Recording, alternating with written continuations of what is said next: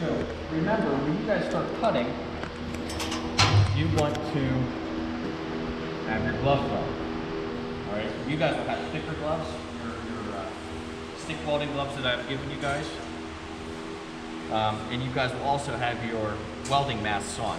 But it's already difficult enough for you guys to hear me without my mask on. And this is just a demonstration, so I'll show you guys what it's like without the mask. So we already know how to set up our torches, right? Now we're going to light them. Set our neutral flame. Right, you guys come on this side. That way you're not sitting behind me. So, very important, when you guys start cutting, okay, you can't just come over here and squeeze the trigger. Nothing's going to happen, all right? In order to properly cut, remember those preheat holes that we talked about. We're going to come here, and you see how we're about halfway on the material, okay? We're not sitting like this. See how it's doing some popping? It's doing popping, that means that you're too close, okay? The preheat holes, we want to be about 1/4 of an inch above that tip. So you see how those preheat holes are not touching the metal? That's what you want, okay? So you're going to just, I like to hold my torch with like my finger and just use this as a guide, okay? We're going to take this, hold it right next to our edge, all right? You guys see how it's starting to turn cherry red? Yeah. You remember me talking in our lesson yesterday about the little bit of kindling that happens. See how the sparks are starting to come out? That's how we know that our material is hot enough to start cutting, okay? So we're gonna preheat, start cutting, and then when we start to cut, remember to squeeze your trigger down all the way, not just a little bit. Squeeze it down all the way, okay? So all I'm gonna do right now is I'm going to start it, and I'm just going to cut like a little L out of this, okay? So we'll start right here, preheat. We're not preheating like this. Preheat on the side, squeeze our trigger, okay? Nice and easy. Okay? Now, if you go too fast, remember I was talking to you guys yesterday about all of that dross going underneath, okay? If you don't have your dross and your liquefied metal falling out underneath, you're doing something wrong, okay? If you go too fast, this is probably gonna shoot all over the place. See how I lost my puddle? If you go too fast, we're gonna lose our puddle. You have to make sure that you're going at the proper speed.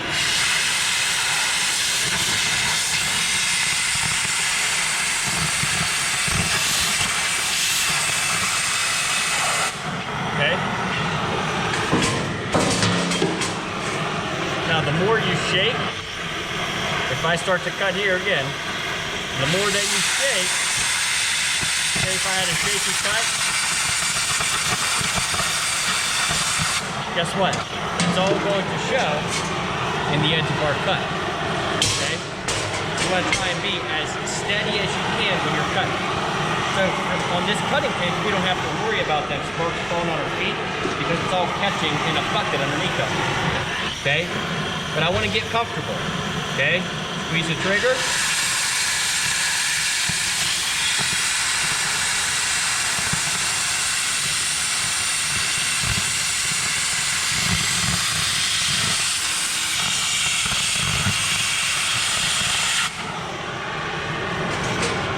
What the nice cut should look like. You can see the difference from here to here.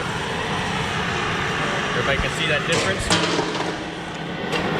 So what we're going to do today is just practice a couple of little cuts just like this. And then if you lose your flame, okay, you're going to start back here on the edge where you lost your cut. Re-preheat, because you're always going to have to re-preheat. Get that metal kindling. Squeeze your trigger. Back through, okay? I will say, a lot of people have a problem when they start cutting. They'll be here with their cut. By the time they get here, they go like this, okay? So you don't want to lift it as you go. You want to try and keep it the same elevation the entire time. That's why if you use your hand as a guide right on here, it's going to guide right across there, nice and easy. Now, I will say, you don't want to hold it as tight as you can with two hands, because when that happens, you know, you're gonna shake, and then if you get to a spot, you know, you're gonna bounce out of the way, okay? Nice and loose. Hold it here, preheat your metal, squeeze the trigger.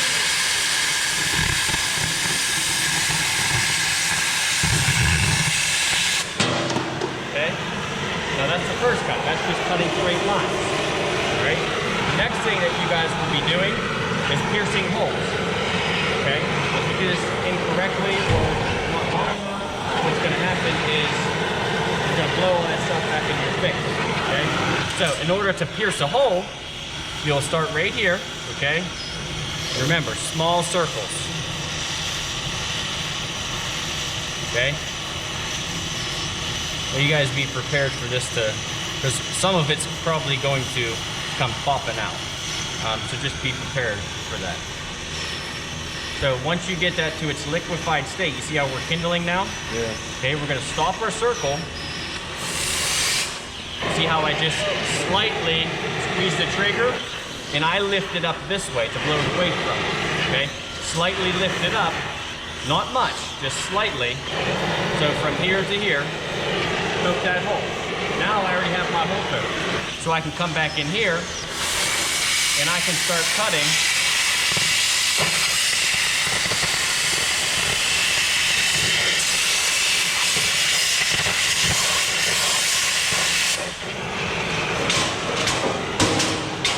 Okay, so that's what our holes are like. Sorry, it got caught on this slide here. I'll do it one more time. Make small little circles here. Okay, till we get to that kindling state.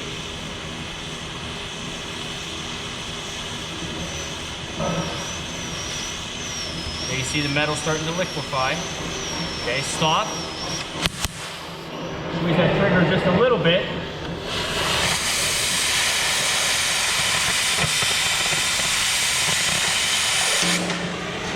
There's our hole. Okay, that's the second thing. Now, the third thing, now this is all on preference as far as dragging it or pushing it, okay? So in order to cut a bevel, okay, instead of us being at 90 degrees right here, we're actually going to angle this. This is about a 45-degree angle here, okay? So same exact way, except our torch is different, okay? It's being held at a different angle. So we will start right here, same thing, preheat our holes. I'll move in a little bit. We're gonna preheat. Squeeze our trigger. Nice and slowly.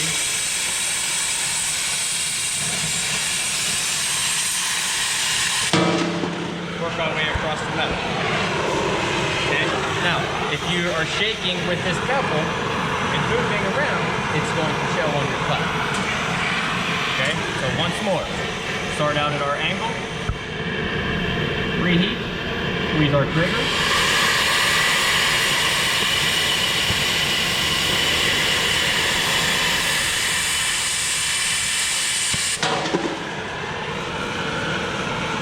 Once you're done, shut this off. Okay? So we're going to start this today.